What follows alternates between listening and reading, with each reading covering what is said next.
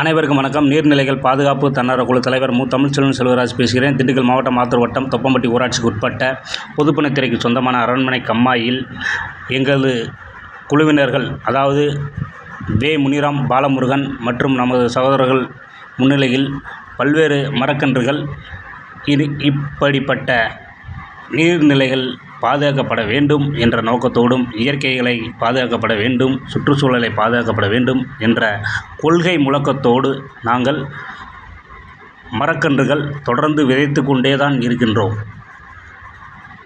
எனவே பல்வேறு பகுதிகளில் இதுபோன்ற இளைஞர்கள் இயற்கை வளங்களை பாதுகாக்க முன்வர வேண்டும் என்ற கருத்தைத்தான் நாங்கள் ஒவ்வொரு பதிவிலும் போட்டு வருகின்றோம். எனவே தொடர்ந்து எங்களுக்கு மரக்கன்றுகள் அம்பாத்துறை ஊராட்சி, சின்னாலப்பட்டி பேரூராட்சி நிர்வாகம் தான் வழங்கி வருகிறது.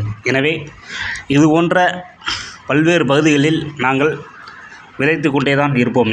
இப்பொழுது மழைக்காலம் என்பதால் இதை பயன்படுத்தி நட்டு வருகின்றோம். எனவே நீர்நிலைகளை பாதுகாக்கப்பட வேண்டும், இயற்கைகளை பாதுகாக்கப்பட வேண்டும் என்ற ஒரு உறுதியோடு நாங்கள் இப்பணியில் ஈடுபட்டு வருகின்றோம். எனவே நீர்நிலைகளை பாதுகாப்போம், சுற்றுச்சூழலை பாதுகாத்திடுவோம், இயற்கையை மீட்டெடுப்போம் என்ற ஒவ்வொருவரும் இதை நாம் கடைபிடிக்க வேண்டும். நன்றியுடன் தமிழ்ச்செல்வன் செல்வராஜ்.